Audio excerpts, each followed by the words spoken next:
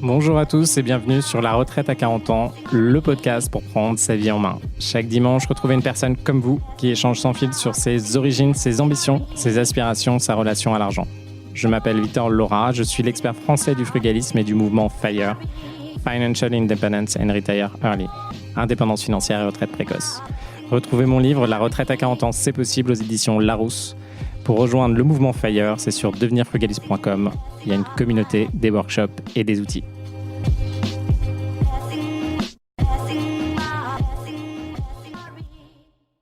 Bonjour à tous et bienvenue dans un nouvel épisode de La Retraite à 40 ans. Et vous le savez, qu'est-ce qui est lié à la retraite à 40 ans? Qu'est-ce qui est lié à l'argent? Et un sujet qui revient assez souvent sur ce podcast, eh bien, c'est les couples. Je vous ai fait pas mal d'épisodes dessus.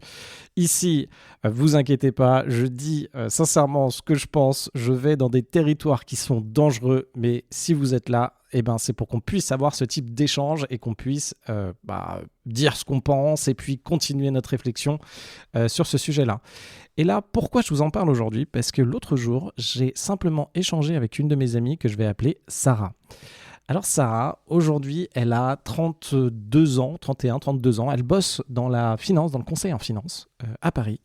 Et je l'ai rencontrée à un moment parce qu'effectivement, on s'est rencontrés sur une app de dating. Finalement, ça n'a pas du tout matché entre nous quand on a pris un verre. Mais ça a vachement matché entre nous pour qu'on soit potes. Donc, eh bien, j'ai gagné une pote. Donc, c'est une très bonne idée d'aller sur des apps de rencontre aussi pour trouver des potes, finalement. Et aujourd'hui, on s'appelle peut-être une fois par mois et on se raconte notre vie. Et qu'est-ce qu'elle veut, Sarah, dans la vie? Elle a de l'ambition pour son partenaire de vie. Et elle est marocaine. Donc, c'est quelque chose qui peut être assez visible chez les Marocaines, d'après ce qu'elle dit. Alors, je vais faire plein de généralisations. Si ça vous choque, ce que je vous dis, n'hésitez pas à m'envoyer un message sur LinkedIn ou sur Insta. Mon objectif, c'est pas de vous choquer, mais c'est qu'on puisse discuter de sujets sans avoir de tabou. Et que ce soit d'ailleurs là sur l'argent, vous imaginez, on parle d'argent toute la journée, que ce soit sur les couples et l'argent, ou même, à la limite, la sexualité, il faudrait qu'on fasse aussi. Et du coup, Sarah, je discute avec elle et son objectif, c'est de récupérer, d'avoir quelqu'un dans sa vie qui corresponde vraiment à ses objectifs, c'est-à-dire, en gros, un mec riche. Elle veut un mec riche, un mec smart, donc si possible qui bosse dans la tech et qui est capable de fournir un certain nombre d'échanges intellectuels. Et un mec, alors riche entre guillemets, qu'est-ce que ça veut dire pour elle? En fait, c'est des montants assez conséquents tous les mois. Et on va revenir dessus parce que, en gros, comment elle voit les choses, c'est quelqu'un qui gagne au moins 800 000 € par an.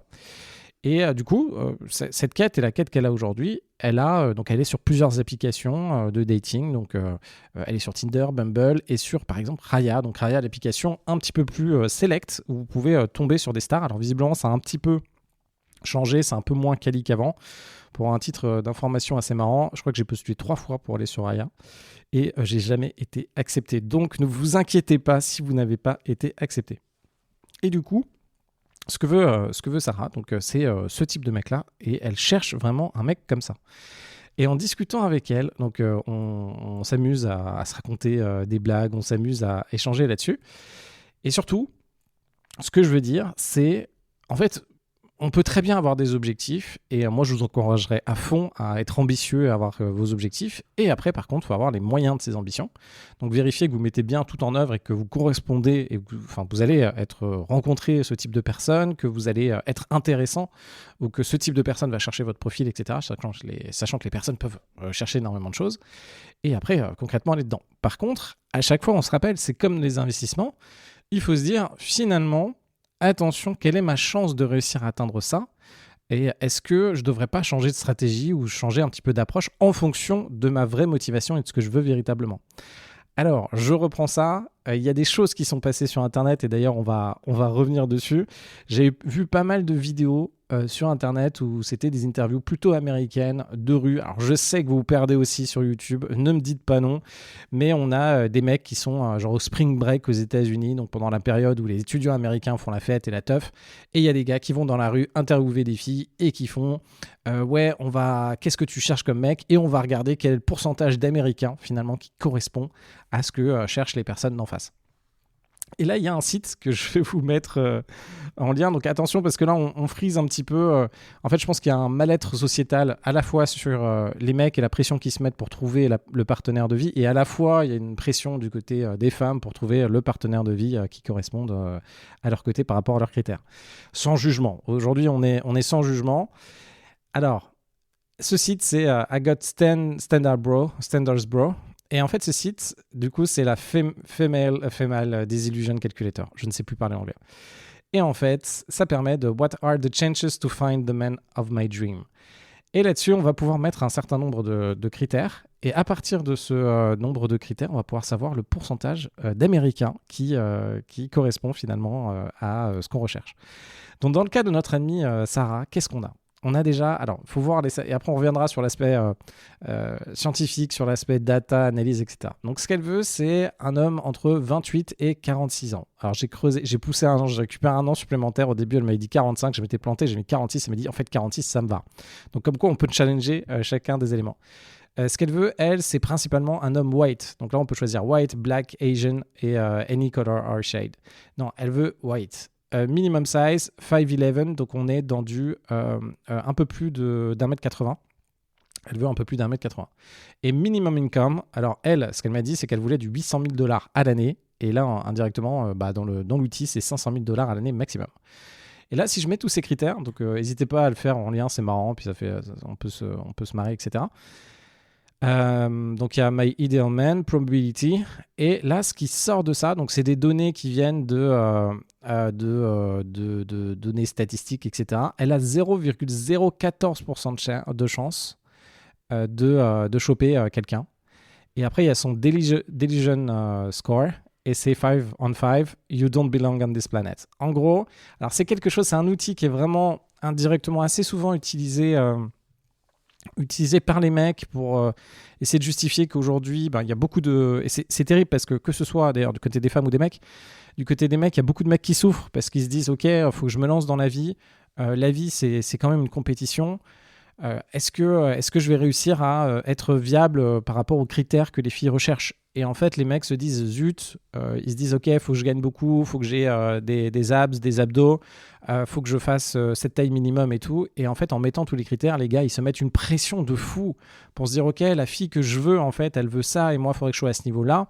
Et il y a une phase de cette pression qui peut être positive pour les gars en se disant ok, je vais faire du sport, ok, je vais avancer, je vais être bon à l'école. En fait, il y a une phase où cette pression va être positive pour les mecs, mais il y a une phase où déjà cette pression peut être terrible et peut détruire des gars. Et je pense surtout, et d'ailleurs il y a une espèce de alors c'est pas de racisme, mais il y a une espèce de truc ambiant. Effectivement, quand on est un mec et qu'on n'est pas très grand, c'est très dur. Et ça, personne en fait ne fait attention à ces mecs qui sont plutôt petits. Moi, pour le coup, j'ai la chance de pas être petit. Enfin, je suis dans la gamme de la taille de ma génération où ça va. En fait, j'ai pas de problème de taille. Mais dans les générations futures, en plus, on devient de plus en plus grand. Ce que je veux dire, c'est qu'il y a quand même des gars où, franchement, c'est beaucoup plus dur. Et surtout, aujourd'hui, il y a des filles qui se disent « Ok, moi, je veux pas un mec plus petit que moi. » Bon, en l'occurrence, ma copine, elle est plus grande que moi. Mais, donc, elle est OK de ça. En même temps, elle est assez grande, donc après, elle pourrait choisir que des mecs plus grands. Du coup, en fait, il y a plein de filles qui vont se dire, et puis je peux le comprendre aussi, elles ont envie d'avoir cette espèce de rêve où quelqu'un est plus grand et des critères physiques aussi en se disant, bah voilà, moi j'aimerais ça, ou des critères financiers. Et c'est normal qu'on ait des critères comme ça, même si dans la réalité du terrain et dans la réalité de la vie, en fait, on aimerait bien avoir... on a plein de critères pour essayer de déterminer ce qu'on veut, mais si on repense à nos années un petit peu collège-lycée, en tout cas moi de mon ressenti, moi je me rappelle être arrivé en 5e et bon, il y avait pas mal de filles jolies dans ma classe et en fait au début, il y en a certaines qui devenaient mes potes et je remarquais même pas qu'elles étaient, au bout d'un moment je voyais plus trop qu'elles étaient jolies à force de les voir tous les jours et puis à un moment vous avez un déclic qui se passe et vous dites en fait je sais pas, Oriane ou Ambre ou Cécilia à côté, vous dites en fait elle est vraiment pas mal, il y a un truc qui vous trigger dans le bon sens et vous vous dites ok en fait cette fille là j'aimerais bien, pourquoi pas je sais pas, qu'on sorte ensemble, je vois qu'il y a un truc qui m'attire. Et en fait ces critères un peu froids de l'extérieur sont quand même très découpés d'une certaine réalité. D'un côté ça peut faire des ravages chez les mecs, mais d'un autre côté ça permet finalement aussi de comprendre où on se situe. Et puis on est tous là, je sais que vous êtes beaucoup de gars à écouter ce podcast, alors il y a de plus en plus de femmes, hein.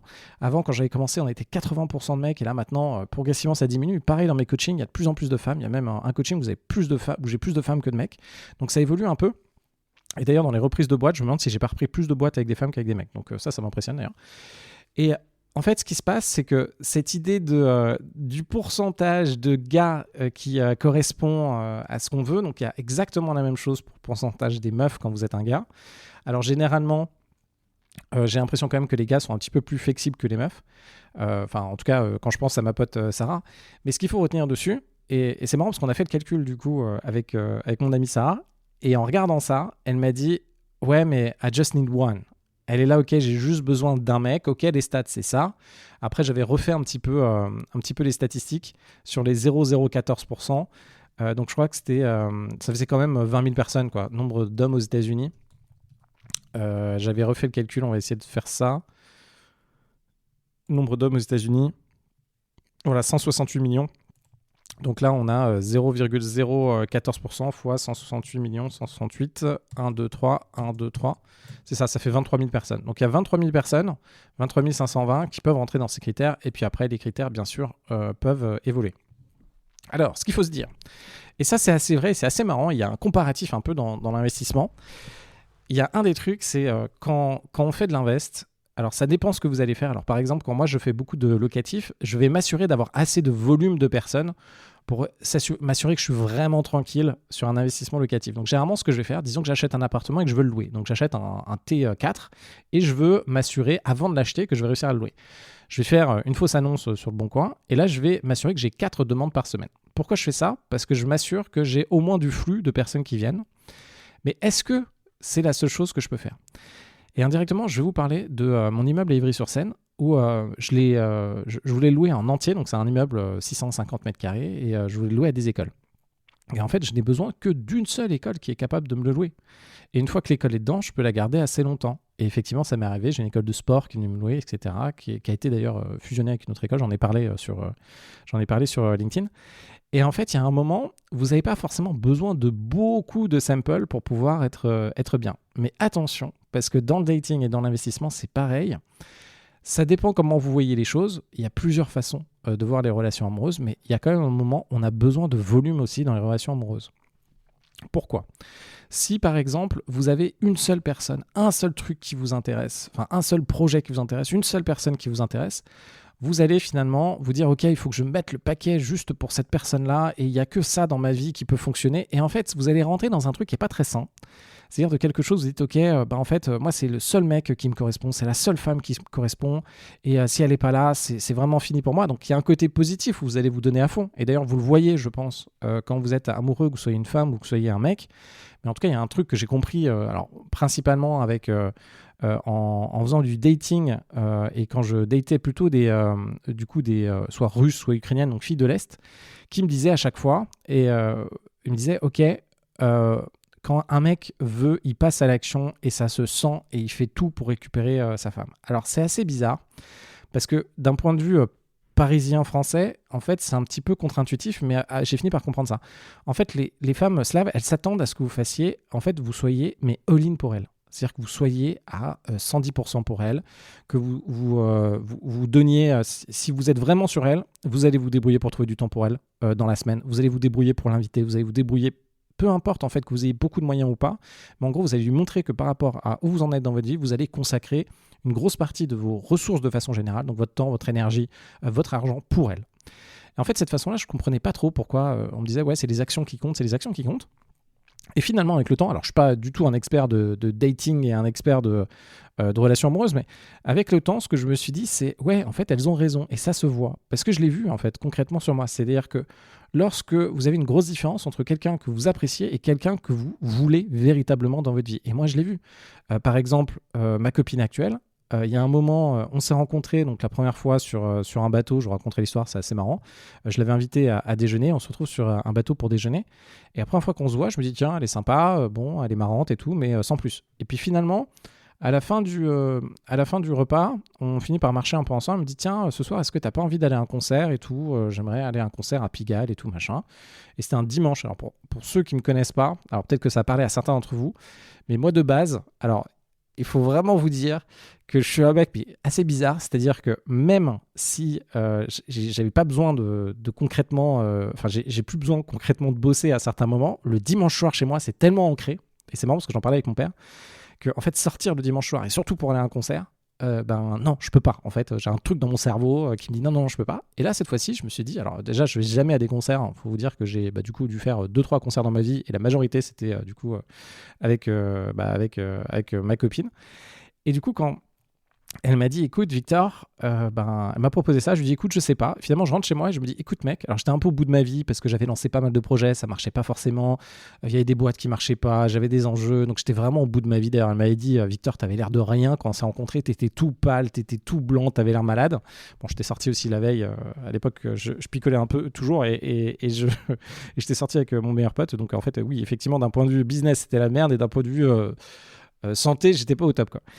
Et je finis par me dire, écoute Victor, mais va avec cette fille, ça va te changer l'état d'esprit, t'as besoin de bouger dans ta vie, t'as besoin de t'activer. Et là, j'ai décidé d'aller à ce concert. Et je lui dis, viens, on se retrouve là-bas à Pigalle et tout pour un concert. Alors moi, j'ai aucune idée.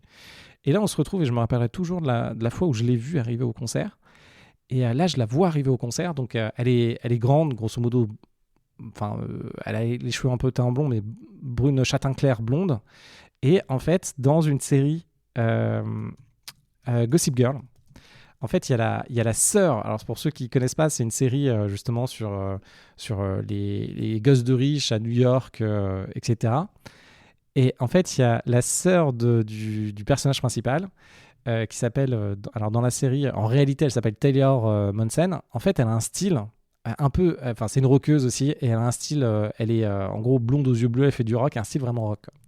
Et là, je vois du coup cette fille qui deviendra ma copine, qui est habillée comme ça, et je me dis, et là tout de suite j'ai un truc, et je me dis, mais elle est magnifique, quoi. Donc je tombe littéralement, je me dis, mais elle est fantastique cette fille, et tout de suite, je sais pas ce qu'elle dégage comme vibe, je me dis, mais c'est ça en fait, c'est cette fille-là que je veux, sachant que je datais depuis pas mal de temps, je m'étais séparé, ça faisait, je sais pas, 3 ans déjà que je m'étais séparé de la femme qui a partagé ma vie pendant 7 ans.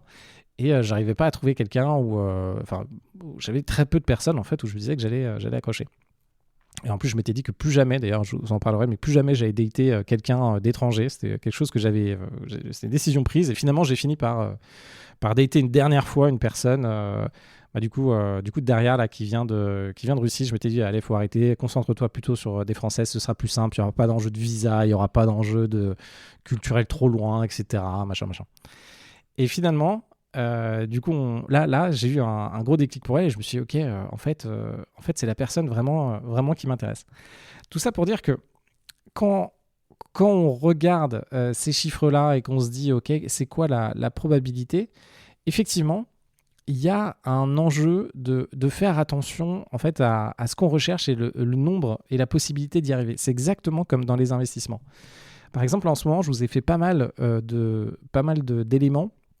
Il y a un peu ce truc du shining object et de la shining person. Donc la personne qui est vraiment idéale et qui correspond alors qui est idéale soi-disant avec nos critères et qui correspond à exactement ce qu'on veut. En réalité, il faut faire attention quand on fait ce type d'estimation et d'éléments parce qu'on risque de se fixer quelque chose qui est tellement ambitieux et qui potentiellement n'existe pas et qui ne correspond pas réellement à nos besoins.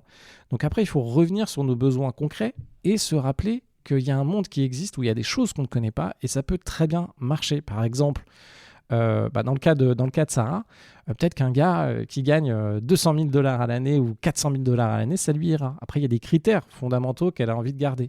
Donc de temps en temps, il faut challenger finalement ces critères. Par exemple, il y avait sur l'âge, c'était 45 ans maximum. Je finis par mettre 46. Elle me dit, finalement, 46, ça passe. Et en fait, ce qui revient dessus, c'est qu'à un moment, ces critères peuvent être assez fictifs et on peut être heureux de différentes façons, mais surtout, il faut se rappeler de concrètement qu'est-ce qu'on veut dans la vie. Et là, je reviens sur plusieurs échanges que j'ai eus, du coup, avec... alors, je vous le dis surtout pour les femmes d'entre vous qui sont plus jeunes, ou même les mecs d'entre vous qui sont plus jeunes. Je discutais avec une de mes amies à l'aéroport, dans un drink fire, puis j'ai recroisé à l'aéroport d'ailleurs, comme ça, un matin, je sais plus où j'allais, mais je l'ai croisé à Orly, je sais pas, à 5h du mat, les premiers avions, alors, je sais plus du tout ce que je faisais, peut-être que j'allais à Nice, je pense que j'allais à Nice pour regarder un invest, un truc comme ça. Et du coup, j'étais avec elle à l'aéroport, et elle me dit, écoute Victor, là aujourd'hui, j'ai pas d'enfants, alors elle voulait déjà des enfants quand je l'ai rencontrée, donc elle a beaucoup de biens immo, elle bossait dans une grosse boîte, elle a un gros salaire, elle a été licenciée, elle a fait un prud'homme, elle a gagné beaucoup d'argent aussi avec son prud'homme, enfin beaucoup d'argent, en centaines de milliers quand même avec son prud'homme. Et là, je discute avec elle et je l'ai rencontrée quand elle avait 38 ans à l'époque et je crois que je la recroise, elle a 42 ans. Et elle me dit, écoute Victor, et je vous l'ai déjà dit plusieurs fois sur ce podcast, moi, il y a un moment, moi j'étais bien à 30 ans avec un gars, bon je savais que c'était pas l'homme parfait, mais finalement j'aurais dû faire un gamin avec lui parce que j'aurais eu des enfants, aujourd'hui j'en ai pas et c'est dur, et en fait je commence à arrêter le projet. Et en fait dans ce qu'elle m'a dit, indirectement, donc il y a de plus en plus cette tendance aussi de se dire si vous voulez des enfants dans votre vie, donc c'est quand même un projet de couple, mais aussi un projet un peu égoïste, parce que c'est vous qui choisissez de mettre quelqu'un au monde et c'est pas la personne qui choisit d'être mise au monde. Après ça dépend de votre philosophie sur les enfants, si vous pensez qu'il y a d'autres systèmes. Et en fait, quand elle m'a dit ça, je me suis dit, bah ouais, finalement, c'est pas mal. Je pense qu'elle a raison, finalement. Si on a un projet d'avoir des enfants, d'avoir une famille, soit on va se dire, on va vivre dans ce rêve de la famille idéale où on va s'aimer pendant un grand nombre d'années, tout va bien se passer, etc. Et finalement, un peu ce rêve ingénu qu'une fois qu'on est marié, ben, c'est bon, on a réussi sa vie. Il y a beaucoup de personnes qui pensent comme ça, genre des personnes qui veulent leur mariage et puis c'est un truc à cocher. Et puis une fois que c'est fait, on réalise que le mariage, c'est une première étape finalement dans un couple. Et après, ça dépend de ce que vous voulez et quelles sont vos attentes dans un couple et comment vous allez avancer. Et le plus dur, c'est finalement d'être clair avec vous-même et d'être clair avec votre partenaire aussi. Et ce qui se passe, c'est qu'aujourd'hui, il y a deux types en fait d'évolution qu'on peut faire et la vie, je pense qu'elle peut plutôt être bien faite. Par exemple, dans mon cas, alors ça dépend, après, il faut réussir à avoir une vraie bonne compréhension de soi. Moi, j'étais très fleur bleue et je voulais vraiment alors, mes parents ont divorcé pendant 14 ans, donc j'ai connu 14 ans de divorce avec des avocats entre mes deux parents, donc ça forge quand même. Et puis à l'époque, j'étais dans une école, dans une primaire privée catho, et des enfants de divorcés, il n'y en avait pas beaucoup. Alors non seulement j'étais pas baptisé, donc j'étais le seul à pas être baptisé, donc on allait à la messe quasiment tous les matins et je pouvais pas me lever pour aller prendre l'hostie. Mes meilleurs potes, ils étaient enfants de cœur, donc déjà il y avait un peu d'écart. Et après, j'étais fils de divorcé, alors que il y avait, en tout cas à ce moment-là, je devais être le seul d'ailleurs dans la classe. Donc j'avais deux tares, de pas être baptisé dans une école privée catho, et la deuxième, d'avoir des parents divorcés. Puis une troisième tare, c'est que je galérais, j'ai eu des problématiques, alors je pense liées au divorce de mes parents, mais en gros émotionnel, où moi je savais plus lire, je savais plus écrire, enfin c'était la galère. En gros, moi c'était vraiment la galère, cette partie de ma vie. Et ce que je retiens, c'est aujourd'hui, les couples ont quand même grandement évolué. Il y a énormément de changements de société qui ont lieu. Il y a plusieurs implications et on verra et d'ailleurs c'est lié aux investissements aussi, où aujourd'hui les gens, le contexte, la vie est devenue très chère, la vie est devenue très incertaine et les gens, on les a finalement un peu plus éloignés de cet esprit de famille. Avant, la famille, c'était quelque chose qui permettait on avait besoin de son clan familial. Ça a été grandement détruit par du capitalisme, ça a été grandement détruit par l'État. Et aujourd'hui, on est beaucoup plus dans la consommation, dans l'épanouissement de soi-même, mais sans faire d'enfants, sans vouloir avoir les contraintes d'avoir des enfants. Et en plus de ça, aujourd'hui, ça coûte concrètement très cher d'avoir des enfants, que ce soit toujours en énergie, puis là, il y a du positif, du négatif, mais aussi en termes d'argent concrètement. Aujourd'hui, c'est pour beaucoup, beaucoup de gens, c'est compliqué de se loger, d'avoir ce qu'ils veulent, etc., par rapport à leurs attentes. Et ces éléments-là, c'est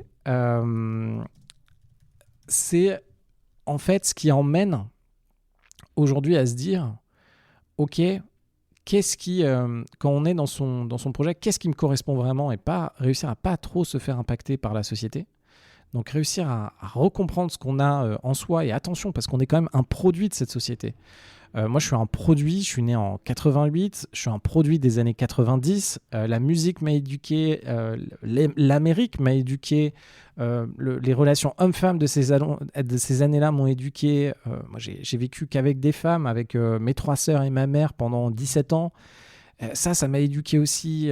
Et en fait, tous ces éléments-là, à la fin, font que vous êtes quand même imprégné d'un truc. Vous êtes un espèce de mix. Un bébé, c'est quelque chose qui est une éponge et vous devenez un espèce de mix de tout ce que vous avez appris. Et là, concrètement, pour réussir à comprendre ce que vous voulez concrètement à l'intérieur de vous et ce qui vient d'impact extérieur, c'est un peu dur. Moi, ça a été le cas avec cette pression sociale de faire tel truc, telles études, tel machin. Mais j'en avais indirectement besoin à la fin parce que cette pression sociale était devenue chez moi, et puis ces fractures que j'avais d'un point de vue scolaire m'ont poussé à faire tout ça. Et en fait, ce que je veux dire dessus, c'est en fonction, là aujourd'hui, les couples évoluent. Moi, j'ai eu vachement de mal en partant d'un principe que oui, je me mettrai en couple, je serai toute ma vie avec la même femme, etc. Enfin voilà, j'avais créé ces éléments-là. Mais en réalité, là aujourd'hui, il y a, dans la façon d'évoluer, c'est soit il y a la façon d'accepter ce qui nous arrive et en fait de relâcher d'un côté la pression en se disant, et c'est ce qui m'est arrivé d'ailleurs en avril, je me suis dit, bon, ben finalement, il y a un moment, j'étais avec ma copine, à un moment, on était ensemble, puis on s'est séparés, puis on s'est remis ensemble, enfin bon, un bordel pas possible, quoi. Et à un moment, donc, vous savez, hein, les gens, quand vous discutez avec vos amis et que vous voyez votre pote qui refait encore une fois la énième connerie d'aller revoir son ex. Bah, exactement, bienvenue les guys. Je crois, comme d'habitude, que ce que je fais, c'est pas cette catastrophe, mais en gros, voilà l'idée du truc. Et là, je me suis dit, en avril, écoute, Victor, en fait, ta vie aujourd'hui, elle est quand même vraiment fantastique. Si t'as pas d'enfant, finalement, ça pourrait t'aller.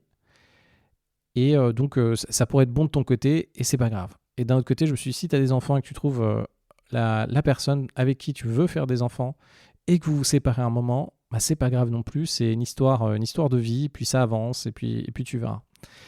Et en fait, cette évolution, alors c'est assez dur, et c'est comme d'habitude, c'est assez dur de se projeter dans quelque chose qu'on connaît pas.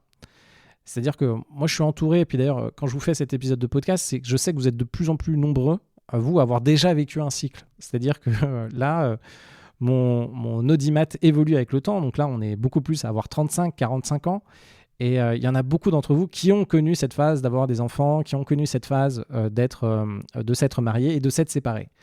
Et il y en a quand même pas mal d'entre vous qui, finalement, après cette phase-là, ressortent de ces éléments et de ces épreuves de vie en se disant bah ok, voilà, maintenant je suis célibataire, je suis très bien tout seul.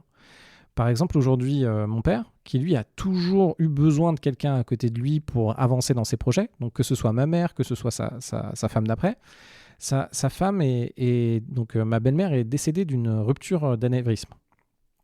Pardon, pas d'une stroke, voilà, c'est pas une rupture d'anévrisme, pardon, alors stroke, c'est un accident vasculaire cérébral. Donc en gros, elle était dans sa voiture, elle a eu un vaisseau un caillou, je pense, dans le cerveau, et puis ça a été terrible, elle a été retrouvée plus tard, et puis après elle a été chez mon père, elle a été à l'hôpital, et puis après elle a été chez mon père, je crois, pendant 6 mois ou 1 an, en train de pleurer tous les jours parce qu'elle avait perdu, c'était une femme forte, directrice d'urgence, médecin, assez autoritaire aussi, et puis elle avait perdu du jour au lendemain sa faculté de se mouvoir, d'être vraiment indépendante, et je pense que c'était très dur pour elle. Et mon père m'a dit, donc il a aujourd'hui 80 ans, et il m'a dit, écoute Victor, finalement aujourd'hui je suis bien seul. Alors je pense qu'il est assez seul, parce qu'il habite quand même au fin fond de la Franche-Comté, là, à côté de la Suisse. Il m'a dit aujourd'hui, moi je suis bien seul, je me vois plus de me remettre avec quelqu'un, je suis bien comme ça dans ma vie, à profiter avec mes chats, ma lecture, mes poules, discuter aussi avec les personnes du village, etc. Et en fait, il y en a quand même, je pense, beaucoup d'entre nous. Alors ça peut vous paraître bizarre et puis ça peut être un peu agressif. Après, il faut connaître vos besoins. Mais finalement, plus on est confronté à des épreuves de la vie, plus on se rend compte que finalement, ce qu'on pensait être vraiment nécessaire pour nous, c'est pas vraiment le cas. Donc moi j'ai toujours cru aussi, j'ai eu besoin pendant ces années, à chaque fois, indirectement comme mon père, d'être en couple. En fait, à chaque phase que j'ai eue, j'ai mis franchement toute mon énergie et tout mon intellect pour, dans un premier temps, progresser dans le boulot avec de l'ambition. Et heureusement que j'étais en couple. En fait, le couple m'apportait une sérénité émotionnelle en me disant ce sujet-là de ma vie est traité. Donc que ce soit d'ailleurs plusieurs de mes copines, ça a été le cas, qui ont été là, qui m'ont apporté en fait ce soutien pendant ce moment-là. Et dans ma tête, c'est comme si j'étais là, ok, c'est bon d'un point de vue affectif, j'ai traité le sujet, ça me permet de me concentrer 100% sur le business, les investissements pour me réaliser ou du moins faire l'expérience que je dois faire de ce côté-là par rapport à l'ambition que j'ai et mes projets. Et plus on avance, et ça dépend d'où vous en êtes, et en fait ça dépend indirectement de vos insécurités et de vos peurs. Mais il y a un moment, on peut se détacher. En fait, c'est un peu la vie, c'est la dureté de la vie, parce que la vie, il y a des problématiques dans la vie. La vie, on vous a jamais dit que la vie allait être simple. Et du coup, on arrive à un stade où on a cet idéal finalement de ce qu'on recherche, et puis finalement, on progresse. Et en progressant, on finit par accepter ou découvrir un nouvel équilibre dans sa vie, parce qu'on évolue aussi, et un équilibre qui nous correspond. Un équilibre qui nous correspond d'un point de vue affectif, ou un type de relation qui nous correspond. Et rien n'est... c'est à vous de décider. Par contre, je reviens sur mon ami. Je pense que si vous avez réellement un projet d'enfant, et je pense que c'est assez dur aussi pour les générations, donc il y en a beaucoup d'entre vous qui ont vers les 30 ans aussi. En fait, la gamme des personnes que je touche, grosso modo, c'est du 23 ans, c'est les fils des personnes qui me connaissaient, 26 ans jusqu'à du 50 ans, 55 ans. Et si vous voulez, c'est vraiment important pour vous, ce projet, que vous voulez vivre ça dans votre vie, ce projet de couple et d'avancer ensemble dans la vie, allez-y et saisissez-le, franchement. Allez-y concrètement. Et sinon, n'ayez pas de... Moi, j'ai très peu de regrets, mais si vous avez envie de vivre ça comme expérience et que c'est vraiment, et que vous sentez que c'est à l'intérieur de vous, allez-y et mettez de l'accent dessus. Et d'ailleurs, c'est quelque chose que je fais aussi avec beaucoup d'entre vous, certains qui rejoignent les programmes de coaching. J'essaie de voir quels sont vos projets de couple. Et si à un moment, vous avez, par exemple, un projet de couple d'enfant, ça dépend dans quel cadre vous voulez l'avoir. Mais de temps en temps, c'est peut-être mieux de se concentrer sur ce projet-là avant de se concentrer sur l'investissement, même si avoir des enfants, ça va quand même vous prendre beaucoup de temps. Changer aussi votre façon de penser et changer votre façon de voir les choses sur les enfants et peut-être de mettre moins l'accent. En fait, il y a vraiment, j'ai l'impression, deux cas. Il y a un cas où ça vous fait dire, OK, en fait, les investissements, non, c'est pas ma priorité dans la vie. Et il y a l'autre cas aussi où il y en a beaucoup qui se disent, OK, maintenant, les investissements, c'est vraiment ce que je dois faire. Il y a deux autres points qui m'ont marqué sur le dating. C'est cette notion de désillusion. On la retrouve indirectement des deux côtés. Je pense que le dating aujourd'hui est très dur est globalement très dur pour les mecs et globalement très dur pour les femmes. Aujourd'hui, si on prend un peu de l'extérieur et qu'on voit des oiseaux qui essaient de séduire, je regarde des documentaires de temps en temps et je vois les oiseaux qui font des danses pour séduire un partenaire. Là, oui, il y a besoin aujourd'hui d'avoir des atouts de séduction et oui, c'est important. Et dans le cas et en fonction aussi de qui vous allez dater, quand vous êtes un mec, en tout cas je parle pour les mecs, la stabilité, en tout cas moi c'est ce que j'ai cru mais qui est quand même factuellement vrai, d'avoir de l'argent, d'avoir de la stabilité financière, d'être quelqu'un de costaud, ça vous ouvre énormément de portes. Donc quand on dit assez souvent que les gars sont dans leur prime à 35-40 ans, indirectement, alors ça dépend physiquement, je suis pas sûr dans mon cas, je pense pas que je sois à mon prime physiquement entre 35 et 40 ans, mais en tout cas d'un point de vue achievement de la vie et financier, oui, c'est le cas, parce que si vous êtes mis en place, vous avez fait des invests, etc., oui, ça vous ouvre beaucoup de choses. Et par exemple, dans ma vie, c'est quand même, je pense, le fait d'avoir de l'argent, le fait d'avoir fait ce que j'ai fait, m'ouvre énormément de portes d'un point de vue dating. Et j'ai entre guillemets un panel qui est ouvert en face de moi qui est beaucoup plus grand. Et c'est vrai. Je pense qu'il faut vraiment accepter ça. Il y a globalement, alors je sais que c'est très mal vu en France, mais ça va évoluer dans les années, comme d'habitude. C'est comme un moment, dire que la Chine était développée, ça se disait pas en France. Aujourd'hui, c'est bon, c'est accepté par quasiment tout le monde. Que le Made in China aujourd'hui est sûrement mieux que le Made in France, dans beaucoup de cas. Et indirectement, dans les couples, c'est très mal vu en France de parler d'argent parce qu'on a cette espèce de truc égalité, je pense, égalité, fraternité, liberté et surtout égalité. Mais indirectement, oui, l'argent, ça compte beaucoup. Oui, l'argent, ça permet d'offrir finalement une qualité de vie, surtout dans un monde où il y a beaucoup de pression. Donc l'argent, c'est vraiment important. Et il faut arrêter de croire que oui... l'amour, c'est comme ça, on saisit les butterflies qu'on a dans l'estomac.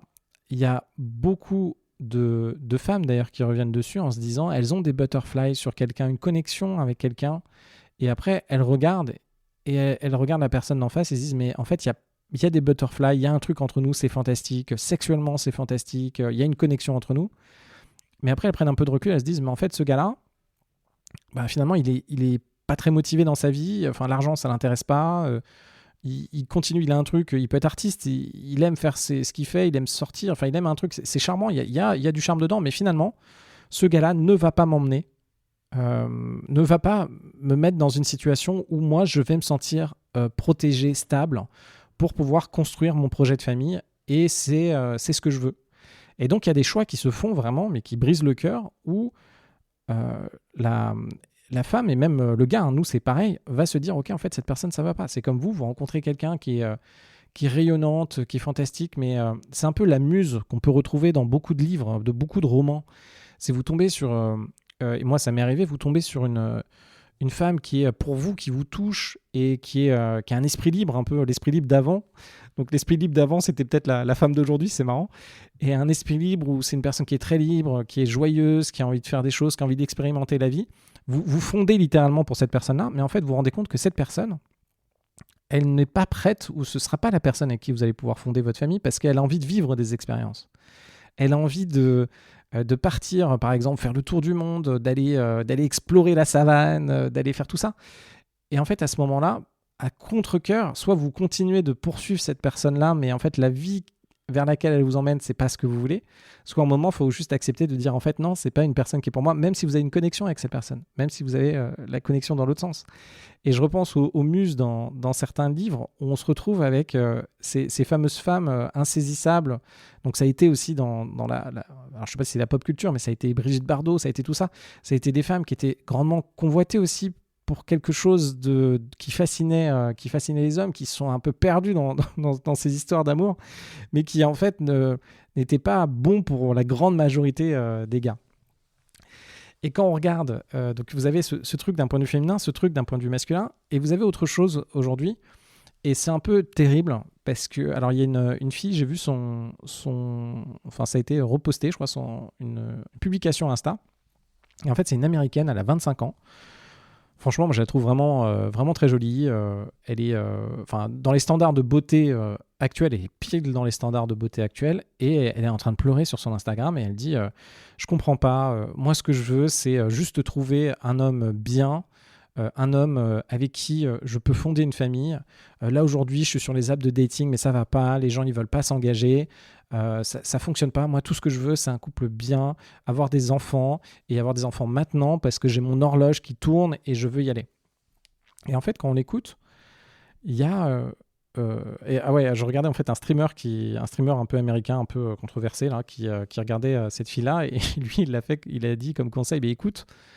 Ce qui te reste à faire, c'est pas compliqué. Tu vas dans une partie de ceux qui jouent au jeu de cartes là, donc Donjons et Dragons, des trucs comme ça. Alors c'est plutôt Hearthstone. Tu vas là-bas, tu vas trouver des Américains qui ont des salaires à 6 chiffres parce qu'ils sont dans la tech et ils sont plutôt smart. Et tu te chopes un gars là-bas qui sera sûrement très fidèle pour toi et qui va rester. Et c'est ça qu'il faut faire. Et en fait, quand je vois ça avec cette fille.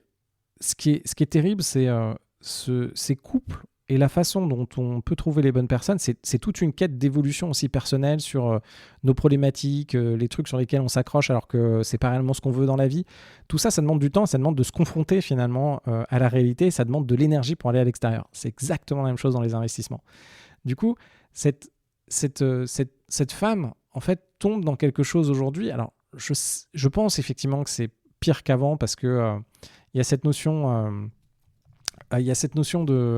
aujourd'hui d'application de dating qu'il n'y avait pas avant.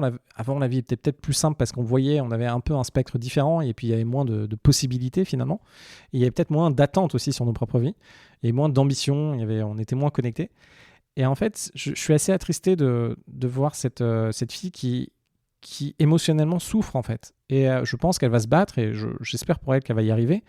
Mais on a tous cette pression. Et effectivement, je peux comprendre qu'aujourd'hui, être une fille, donc il y a ces statistiques où finalement 10% il y a un peu l'hypergamie, c'est-à-dire que 5 à 10% des mecs les plus beaux récupèrent toutes les filles. Donc en fait, si vous allez sur le profil, même pour vous amuser à faire des images ou créer un faux profil sur Tinder, alors faut faire attention, je ne suis pas sûr que ce soit légal, et vous mettez des photos d'un mec qui correspond au standard vraiment féminin, en fait, il va matcher énormément. Et il va récupérer quasiment toutes les filles, quoi. Et vous mettez votre propre profil, moi je suis bien placé pour ça, vous allez avoir quelques likes par semaine. Et encore, je pense que j'ai un profil qui est franchement pas dégueu, quoi. Je vous le dis directement, je pense sincèrement, d'un point de vue physique, ça va, d'un point de vue financier, je suis quand même dans des tops pourcentage, voilà, si on reprend le nombre d'appartements que j'ai, alors c'est pas le truc qui séduit, hein, c'est ce que me disait l'un d'entre vous d'ailleurs, qui me disait Victor, c'est cool tes apparts, on n'a rien à faire, faut que tu arrives à montrer que tes apparts ont un impact dans ta vie, les filles, elles veulent voir du résultat concret dans la vie, dans ce que tu consommes, parce que là aujourd'hui, tu es avec ton t-shirt noir, que tu es 200 apparts, tout le monde s'en fout, personne ne le voit et personne ne le croit. Et parce que les gens, ils ont besoin de voir. Il m'avait fait marrer à l'époque. Et en fait, il y a ce fonctionnement les filles souffrent d'un côté parce qu'elles veulent trouver cet homme qui correspond à ce qu'elles pensent qu'elles, entre guillemets, valent sur le marché. Et après, il y a les gars qui galèrent, ne serait-ce que d'avoir des likes. Et quand ils ont des likes, ils se disent, zut, c'est pas la personne qui correspond à ce que je veux. Et ça, c'est terrible. Et au centre de tout ça, en fait, il y a quand même un truc qui peut être grandement à l'origine de beaucoup de séparations. Et là, il faut faire attention. Et je pense qu'on se fait quasiment tous manipuler. C'est l'impact des réseaux sociaux. Et en fait, ce qui risque de causer le plus grand nombre de divorces parmi nous tous, ça va être si par exemple, votre partenaire, votre femme, elle va suivre des influenceurs sur les réseaux sociaux. Donc, ça peut être des bonnes choses. Je pense que... Alors, à mon niveau, je peux vous influencer sur des invests, vous pousser à avancer, à faire des invests, ça peut être bien. Et tous les influenceurs, même beauté, etc., peuvent vous pousser dans la vie à chercher quelque chose, à vous montrer un chemin, et ça peut être intéressant. Mais il y a l'aspect vraiment négatif de ça, qui est ces femmes vont suivre d'autres femmes qui vont mettre en avant une vie qui est fantastique, qui vont mettre en avant une vie qui est et on le sait tous, mais qui est magnifiée. Donc vous allez avoir une femme qui va, alors si c'est votre truc, va avoir un sac Chanel une fois par mois. Vous allez avoir une femme qui va voyager, qui va dire, ah tiens, mon amoureux, mon mari m'emmène à Venise ce week-end et il m'emmène, on part faire un week-end à New York. Et en fait, en regardant ça, oui, ça peut vous inspirer d'un côté, mais de l'autre côté, vous allez remettre en question toute votre vie. Vous allez remettre en question votre gars qui a un taf, qui essaie de bosser, qui essaie de se débrouiller. Il a un salaire. Déjà, avoir aujourd'hui un salaire de 5 000 euros, c'est quand même, c'est quand même dur. Il taffe, il veut s'occuper des enfants. Et en fait, on va décaler du coup. Ça peut nous inspirer d'un côté, mais on va décaler ce qui est bien dans notre vie. Et c'est tellement facile de regarder l'herbe plus verte à côté, alors qu'on ne sait pas ce que vit cette personne-là.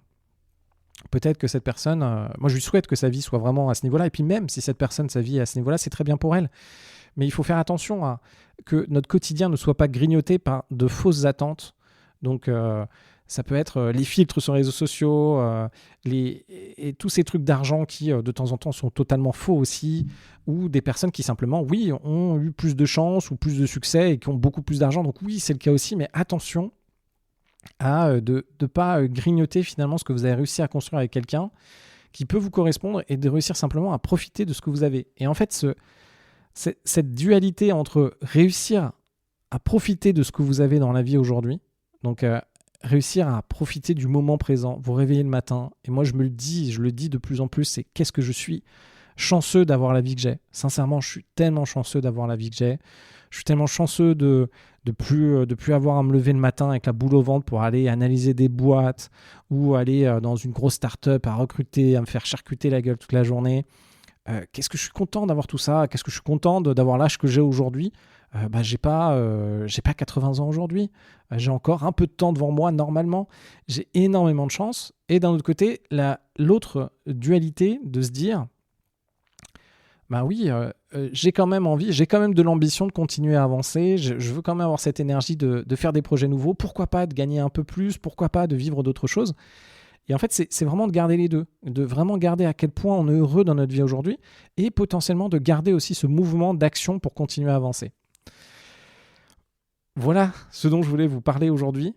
Je vous rajoute un autre petit lien aussi sur le nombre de chameaux que vous valez, si ça vous intéresse. Donc c'est parti d'une blague, et puis il y a des calculateurs comme ça, donc vous mettez votre âge, à quoi vous ressemblez, ça vous fait un nombre de chameaux, que vous soyez un homme ou que vous soyez une femme. Je vous mets ça en commentaire, ça pourra faire des blagues lors de votre prochain verre avec vos potes. Je vous remercie pour cet épisode sur les couples. N'hésitez pas à m'envoyer des petits messages aussi sur ce que vous ressentez. Je sais que la dernière fois que j'avais parlé de messages sur des couples et des séparations, vous étiez beaucoup à m'avoir envoyé des messages en me racontant vos histoires personnelles. N'hésitez pas à les partager. J'essaye vraiment d'aborder des sujets et qu'on rentre dedans et qu'on évite d'être trop policé. Je suis quand même assez policé aussi avec vous ici, mais qu'on arrive à pousser des trucs et à se dire ok, essayons de parler sans filtre et essayons d'échanger avec nous pour progresser des deux côtés et qu'on puisse avancer. Je vous remercie, je vous dis à demain pour un nouvel épisode de La Retraite à 40 ans.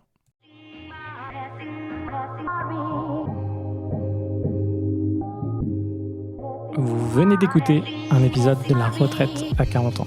N'hésitez pas à en parler autour de vous, à vous abonner, à rajouter 5 étoiles et à mettre un petit commentaire. Ça nous aide vraiment beaucoup. Pour être informé des nouveautés, rendez-vous sur devenirfrugaliste.com. Une question, je réponds sur LinkedIn, Victor Lora, L-O-R-A. Et surtout, n'oubliez pas, vous êtes déjà au top. À très vite.